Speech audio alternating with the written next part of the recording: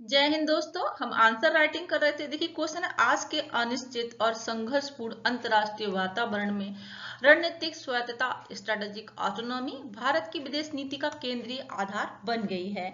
ठीक है, GS paper second में क्वेश्चन आपको देखने को मिल सकता है। देखिए इंट्रोडक्शन में हम क्या लिखेंगे, रणनीतिक स्वायत्तता। पहले हम देख लेते हैं कि मतलब क्या होता है, स्ट्रेटेजिक ऑटोनॉमी का अर्थ क्या है।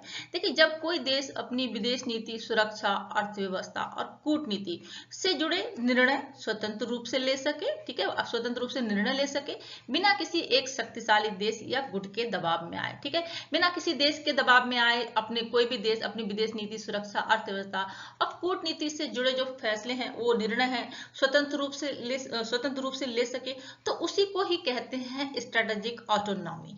ठीक है जी। देखिए भारत की विदेश नीति का यह सिद्धांत ना तो पूर्ण गुट निरपेक्षता है और ना ही किसी एक धड़े के साथ स्थायी गठबंधन।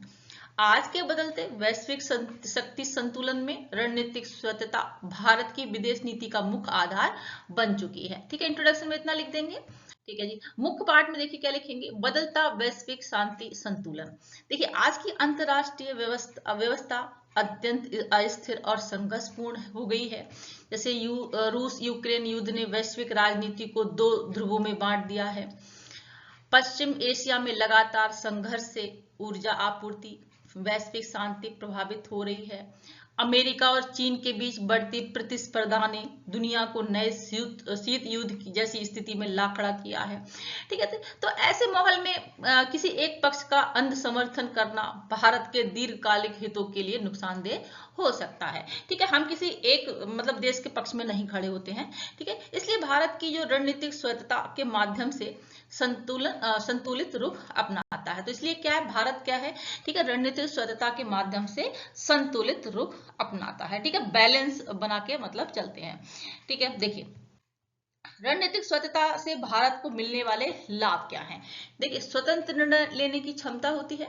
ठीक है, भारत अपने राष्ट्रीय हितों को सर्वोपरि रखकर निर्णय लेता है, ना कि किसी शक्तिशाली देश के दबाव में आए, ठीक है, किसी महाशक्ति के दबाव में आए।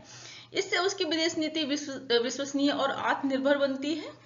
ठीक है, लचीली विदेश नीति। देखिए भारत एक साथ कई देशों के साथ मतलब हमारे संबंध जो है अच्छे संबंध है सभी देशों के साथ में, एक मतलब कई देशों के साथ अच्छे संबंध है भारत के।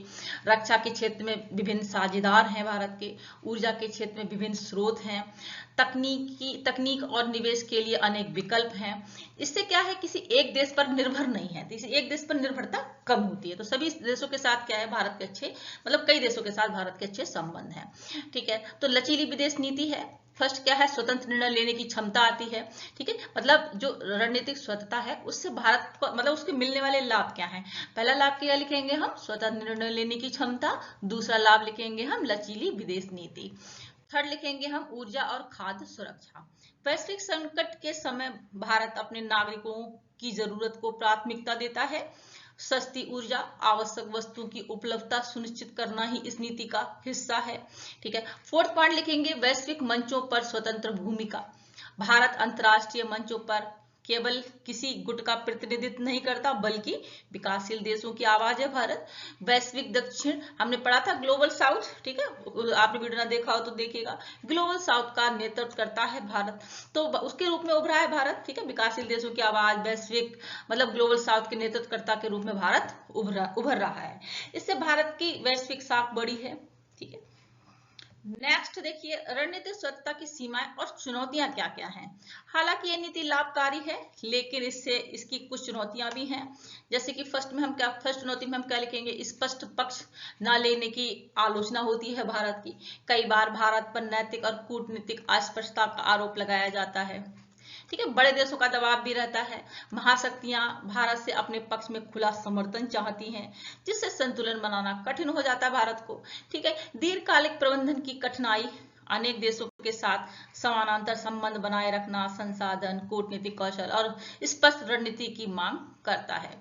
ठीक है, नेक्स्ट देखिए निष्कर्ष में हम क्या लिखेंगे, वर्तमान वैश्विक अनिश्चितता, युद्धों और शक्ति संघर्ष के दौर में रणनीतिक स्वायत्तता भारत के लिए केवल एक औपचारिक सिद्धांत नहीं बल्कि व्यावहारिक आवश्यकता बन गई है। यदि भारत इस नीति को स्पष्ट प्राथमिकताओं, मजबूत कूटनीति और राष्ट्रीय हितों के प्रति प्रतिबद्धता के साथ आगे बढ़ता है तो वह न केवल अपने हितों की रक्षा कर सकेगा बल्कि एक जिम्मेदार, संतुलित और प्रभावशाली वैश्विक शक्ति के रूप में भी स्थापित होगा। ठीक है, निष्कर्ष में इतना लिख सकते हैं। ठीक है जी, हम नेक्स्ट क्वेश्चन में मिलते हैं दोस्तों। जानकारी आपको पसंद आई तो चैनल को लाइक, सब्सक्राइब, शेयर करना ना भूलें। Thank you so much. जय हिंद।